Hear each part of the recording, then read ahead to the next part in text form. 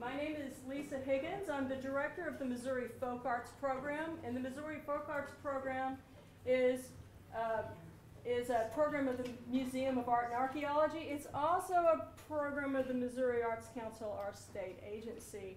And I'm happy to welcome you here tonight to this great event in our celebration of Black History Month. First of all, I'll tell you that after the performance this evening, I want you to please stay because the gallery is open, and this special event with Mrs. Cogswell is in conjunction with a special exhibit that's upstairs that's called Black Women in Art and the Stories They Tell. And I'm very pleased to have seen it, some of my favorite pieces, some things that I haven't seen. I'd like to recognize our curator, Mary Pixley, and other staff members for pulling that beautiful exhibit together. Thank you so much.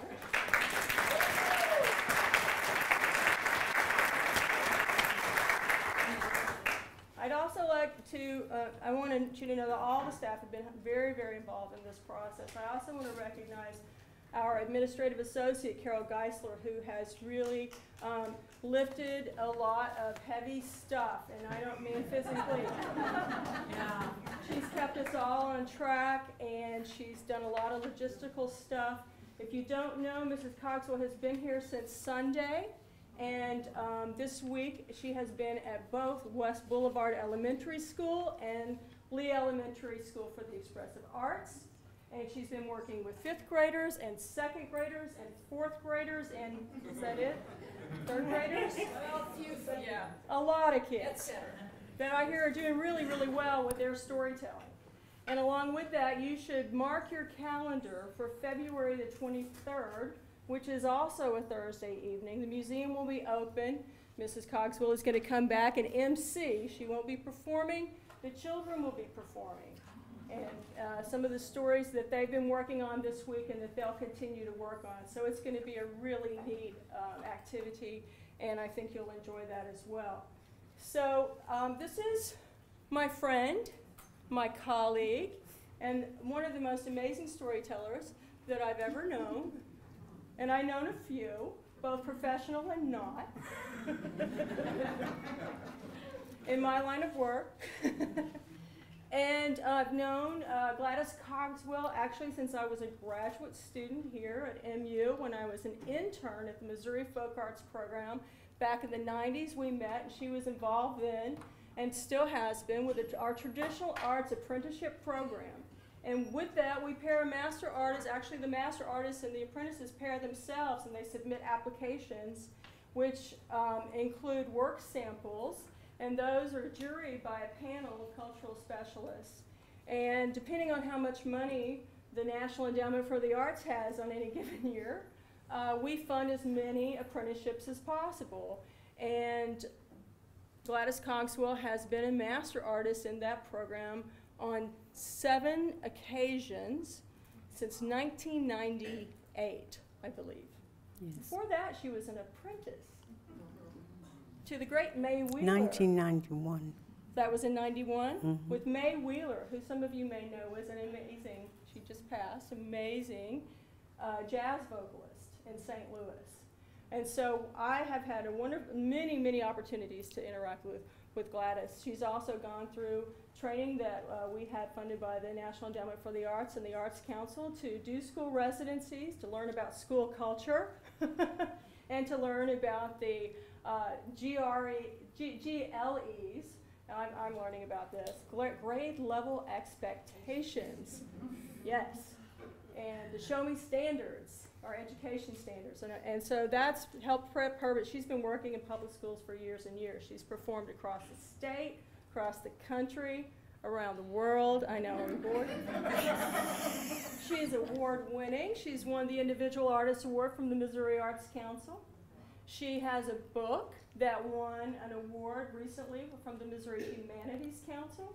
Available in the gift shop. And it's available as my colleague, the education coordinator, so aptly hollers at us, available in the gift shop this evening, which I would imagine you might sign if someone asked. Sure. Happy to? Okay. Is there anything else I should tell them? No. Okay. Okay. So without any further ado, Please welcome. Did you introduce Angela? What, honey? Did you introduce Angela? I'm going to. You're right. Okay. Remember I told you about the Traditional Arts Apprenticeship Program? The last apprentice, the most recent apprentice that has worked with Gladys Cogswell is this young woman right here, Angela Williams.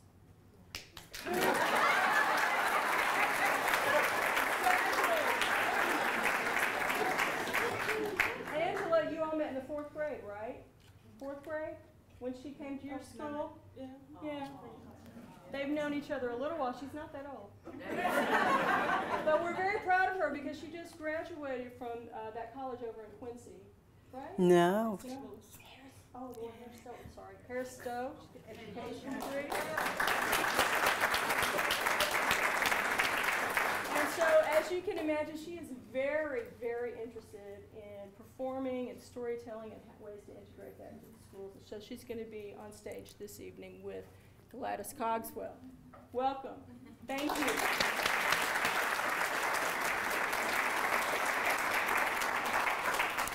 Thank you, Lisa, for that wonderful introduction. I don't know who it was for, but well, the first print I was going to do for you is Elizabeth Catlett's Sharecropper. And I'm going to take the place of a sharecropper. And this is how it goes. I done got too old for this. Working for the sun comer. 12-hour days picking all this cotton. Wish I had got me some schooling. Maybe I'd be more than a sharecropper. Then I bet Mr. Bailey wouldn't be cheating me out of my money. I remember when I was a little girl. Mama was working to get me some clothes so I could go out and get me some more schooling. Said she was gonna get me some schooling if it killed her. Well, it must have. 'Cause she worked so hard all the time. Nobody know for sure what was wrong with her. Except Aunt May. Aunt May thought she knew everything. Aunt May said it was a heart trouble, like she's some doctor. Well, some of the other folks say that she would have lived if that doctor hadn't turned her away. He said he ain't gonna take no niggers in his hospital. So we had to get old Uncle John to take us to find a black doctor. Oh, Uncle John, he had a little dune buggy. We had to change a tire every half hour. By the time we got there, Mama was gone.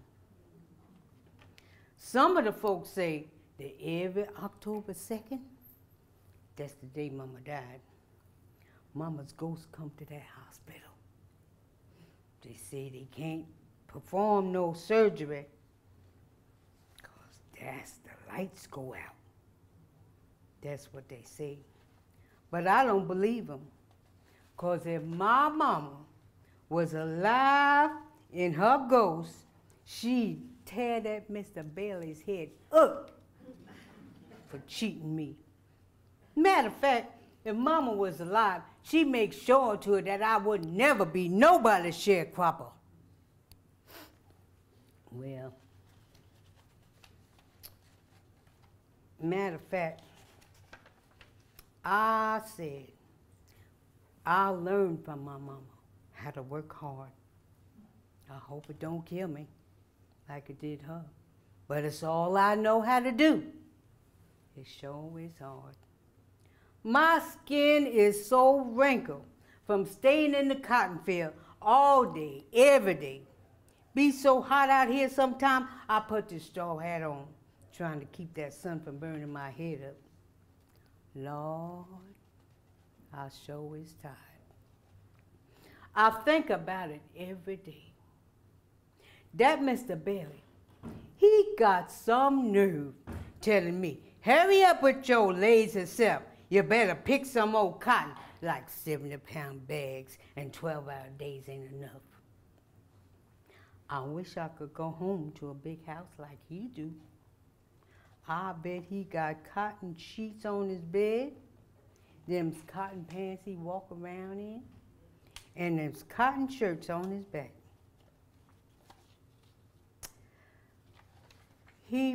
I know they got a whole lot of things made of cotton. Well, that cotton was picked by these black hands, standing all them hours on my aching feet. It's my back that's hurt, and it's my skin that's wore out. I gave Mr. Bailey half the crops like I was supposed to. But then, I had to sell almost all the other half to pay him for the rent, the seeds, the fertilizer, and all that stuff he told us we got to have. I ain't never had no money for nothing extra like a piece of bacon, like a new pair of shoes to go on my feet. Maybe one day I'll have 2 cotton dresses of my own instead of just one, and it won't be ragged. I won't have to wear a jacket over this dirty white shirt. Had to put a safety pin in it. I'd be happy just if I wasn't so poor and able to get a good night's rest. But you know, I heard there's a lot of stuff going on out in the world. They say that Martin Luther King, he be doing some things, he be fighting. And I might fight too one of these days. I might fight for the sharecropper. I just gotta hold on just a little while longer. Hold on just a little while longer. Hold on just a little while longer. Hold on just a little while longer, and everything's gonna be alright. There's gonna be no more weeping and wailing, no more weeping and wailing, no more weeping and wailing. Everything's gonna be alright. Sing it with me now. I'm gonna live a little while longer. I'm gonna live